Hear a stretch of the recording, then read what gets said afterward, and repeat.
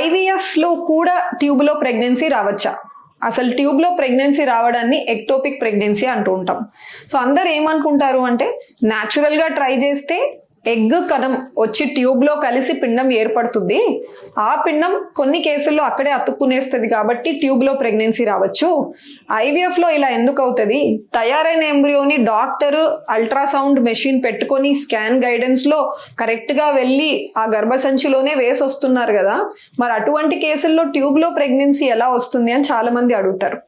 But unfortunately ట్యూబ్లో pregnancy వచ్చే అవకాశాలు న్యాచురల్గా కన్సీవ్ అయినా ఐవీఎఫ్ ట్రీట్మెంట్ తీసుకొని కన్సీవ్ అయినా జీరో అని అయితే చెప్పడానికి లేదు.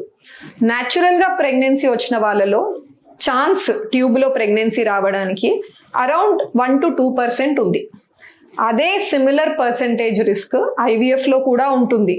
అండ్ కొన్నిసార్లు ఐవీఎఫ్లో ఈ రిస్క్ ఇంకా ఎక్కువ కూడా అయ్యే ఛాన్స్ ఉంటుంది. ఆల్మోస్ట్ 2 to 8% కూడా కొన్నిసార్లు క్లైంబ్ అవుతూ ఉంటుంది. పీరియడ్స్ అన్నీ కరెక్ట్గా వస్తున్నాయి కానీ స్టిల్ నేను ప్రెగ్నెంట్ అవ్వట్లేదు. So this is what many of the married women are talking about now. So daily at least 2-3 ఇలాంటి పేషెంట్స్ మాకు వస్తూ ఉంటారు. పీరియడ్స్ నాకు కరెక్ట్గా వస్తున్నాయి మేడం, నాకు ప్రెగ్నెన్సీ ఎందుకు రావట్లేదు, నా దాంట్లో ఏం ప్రాబ్లం ఉంది, స్కాన్ చేస్తే స్కాన్ కూడా బాగుంటుంది, పీరియడ్స్ టైంకి వస్తూ ఉంటాయి. So menstruation is not a sign of infertility. So menstruation కరెక్ట్గా రావటము ఇవన్నీ కూడా ఇన్ఫర్టిలిటీ ఉంది అని ఖచ్చితంగా చెప్పే సిమ్టమ్స్ అన్నీ కావన్నమాట. So there are many more things. So menstruation సరిగ్గా వచ్చినా దాంట్లో మనం చూసుకోనిది ఏంటంటే ఎగ్ క్వాలిటీ ఎలా ఉందో తెలీదు, అండ్ ఆ ఓవ్యులేషన్ టైంకి జరుగుతుందా అనేది. They only get menses but sometimes they won't release the egg release అవ్వకున్నా సరే కొంతమందికి పీరియడ్స్ వస్తూ ఉంటాయి. సో అసలు ఆ సైకిల్లో ఎగ్ విడుదలైందా ఈ విషయం తెలీదు, ఒకవేళ విడుదలైతే క్వాలిటీ తెలీదు. సో ఇన్ని విషయాలు మనకు తెలియవు అనమాట. సో మెన్స్ట్రుయేషన్ అనేది ఒక ఫీమేల్ ఒవేరియన్ సైకిల్కి యూట్రైన్ సైకిల్కి రిలేటెడ్ అయిన బ్లీడింగే తప్ప మెన్స్ట్రుయేషన్ ఇర్రెగ్యులారిటీ ఉంటే చాలామందికి ప్రెగ్నెన్సీ న్యాచురల్గా వచ్చేస్తుంది. ఇర్రెగ్యులర్ ఉన్న ప్రతి వాళ్ళు ఇన్ఫర్టైల్ కారు, అలానే రెగ్యులర్గా ఉన్న ప్రతి వాళ్ళు fertile car. So we have to always correlate with the scan. మీరు స్కాన్ చెక్ చేసుకోండి, ఏఎంహెచ్ లెవెల్స్ చెక్ చేయండి, మీ థైరాయిడ్ ఎలా ఉంది, షుగర్స్ ఎలా ఉన్నాయి, ఇవన్నీ చెక్ చేసుకోండి. ఇవి చూసిన తర్వాత then you also have to plan for the husband sperm count and then your tube test. So ఇవన్నీ కరెక్ట్గా ఉంటేనే అప్పుడు మనకి ప్రెగ్నెన్సీ ఈజీగా అందుతుంది. ప్రెగ్నెన్సీ ఫస్ట్ మంత్లో వచ్చే మార్పులు ఏంటి అన్నది ఇప్పుడు డిస్కస్ చేద్దామండి. సాధారణంగా first trimester or first month pregnancy positive వచ్చిన తర్వాత బేబీ చాలా చిన్న సైజులో ఉంటుంది కాబట్టి అనుకున్నంత చెప్పుకోదగ్గ మార్పులు ఏమీ ఉండకపోవచ్చు యాజ్ పర్ పొట్ట పరంగా చూసుకున్నట్లయితే కనుక. బట్ జనరలైజ్డ్గా ఏమేం మార్పులు ఉంటాయి అన్నది డిస్కస్ చేద్దాం. ఫస్ట్ అండ్ ఫార్మోస్ట్ మోస్ట్ కామన్గా ఎక్కువ మంది విమెన్లో నాసియా, వామిటింగ్ ఇలాంటి సెన్సేషన్ అనేది ఉంటుందండి. కొంచెం లైక్ డిజినెస్ కూడా ఉండొచ్చు కొంతమందిలో. ఇంకా కొంతమంది పేషెంట్స్లో వచ్చేసరికి బ్రెస్ట్ హెవీనెస్ కానీ టెండర్నెస్ కానీ అలాంటిది ఉంటుంది. ఫ్రీక్వెన్సీ ఆఫ్ యూరినేషన్ అంటే ఎక్కువగా ఫ్రీక్వెంట్గా యూరిన్ వచ్చేలాగా సెన్సేషన్ ఉండడము, ఫ్రీక్వెంట్గా బాత్రూమ్కి వెళ్ళటము అలాంటిది జరుగుతూ ఉంటుంది. కాన్స్టిపేషన్ అంటే మోషన్ అనేది ఫ్రీగా అవ్వకపోవడము, ఇలాగా మోస్ట్ ఆఫ్ ద విమెన్కి ఈ సెన్సేషన్ కూడాను ఉంటుందన్నమాట.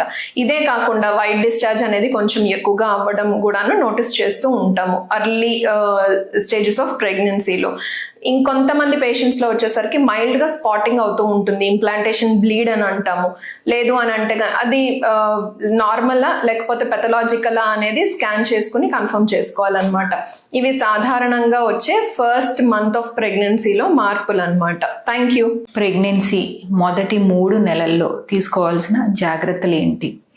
సో స్కాన్స్ కానీ ఫుడ్ విషయంలో ఎటువంటి జాగ్రత్తలు తీసుకోవాలి? సో ప్రెగ్నెన్సీ మొదటి 3 నెలల్లో తప్పనిసరిగా పాటించాల్సిన నియమాలు ఏంటి అనేది చూసుకుంటే, ఫస్ట్ ఫుడ్ అనేది సమతుల్యమైన ఆహారం. సో అన్నీ ఉండేటట్టుగా మన ఫుడ్ డైట్లో తీసుకోవాలి. ప్రోటీన్, వైటమిన్స్, కార్బోహైడ్రేట్, ఫ్యాట్స్ అన్నీ ఉన్న ఫుడ్స్ అనేది మీరు తీసుకోవాలి. హైడ్రేషన్ కూడా చాలా ఇంపార్టెంట్, ఎందుకంటే యూజువల్గా చాలామందికి ఈ 3 monthsలో కొంచెం నాజియా, వామిటింగ్స్ అనేవి ఉంటాయి. సో దాన్ని నెగ్లెక్ట్ చేస్తూ ఉంటారు. సో హైడ్రేషన్ అనేది ఏదో ఒక రూపంలో, వాటరే కాకుండా లిక్విడ్ డైట్ని మనం అస్సలు అశ్రద్ధ చేయకూడదు. తప్పనిసరిగా మీరు మిస్ అవ్వనివి ఏంటంటే డేటింగ్ స్కాన్స్లో డేటింగ్ స్కాన్, తర్వాత 12 weeks scan and with double markers, ఇవి 3 యూనివర్సల్గా ప్రెగ్నెన్సీ కన్ఫర్మ్ అయిన ఫిమేల్స్ డెఫినెట్గా చేయించుకోవాలి. భార్యాభర్తల ఏజ్ గ్యాప్ ఎంత ఉంటే హెల్దీ బేబీ పుడుతుంది. సో ఈరోజు ఈ టాపిక్ గురించి మనం విందాం. సో యాక్చువల్గా ఏంటి అని అంటే పెళ్లి చేసే టైంలో కంపల్సరీగా అమ్మాయికి కానీ అబ్బాయికి కానీ ఏజ్ గ్యాప్ ఎంత ఉంది, వాళ్ళలో ఏజ్ ఎంత ఉంటే వాళ్ళకి మంచి నెక్స్ట్ ప్రెగ్నెన్సీ ఫర్టిలిటీ ఇష్యూస్ లేకుండా బాగా ఉంటుంది, ప్లస్ వాళ్ళలో ఏమైనా ప్రాబ్లమ్స్ ఏమైనా రాకుండా ఉండేది ఏమైనా ఉందా అని చూసుకోవాలన్నమాట. సో ఆడవాళ్ళలో కంపల్సరీగా చూసుకుంటే కనుక ఇప్పుడున్న సిచ్యువేషన్స్లో ఖచ్చితంగా 35 ఇయర్స్ బాగా చదువుకున్న వాళ్ళకి 35 ఇయర్స్ అయినా కానీ మ్యారేజెస్ అవ్వడానికి చాలా కష్టం అవుతుంది. అబ్బాయిలకు కూడా అలానే అవుతుంది అనమాట. సో వీళ్ళలో ఏజ్ గ్యాప్ డిఫరెన్సెస్ చూస్తే కనీసం 0 నుంచి 5 ఇయర్స్ కంటే ఎక్కువ ఉన్నప్పుడు వాళ్ళలో ఫర్టిలిటీ ఇష్యూస్ అనేది చాలా వరకు డిస్టర్బెన్సెస్ వస్తున్నాయి అనమాట. ఇంకోటి ఏంటంటే వీళ్ళల్లో ఎక్కువ మేము కెరీర్ గురించి ఆలోచిస్తున్నాం, స్టడీస్ గురించి ఆలోచిస్తున్నాం అని చెప్పుకుంటాం. పెళ్లి చేసుకున్న తర్వాత కూడా ఒక ప్రెగ్నెన్సీ ప్లాన్ చేసుకోవడానికి గ్యాప్ అనేది తీసుకుంటున్నారు. సో దీనివల్ల కూడా మనకి చాలా వరకు ఫర్టిలిటీ ఇష్యూస్ వస్తున్నాయి.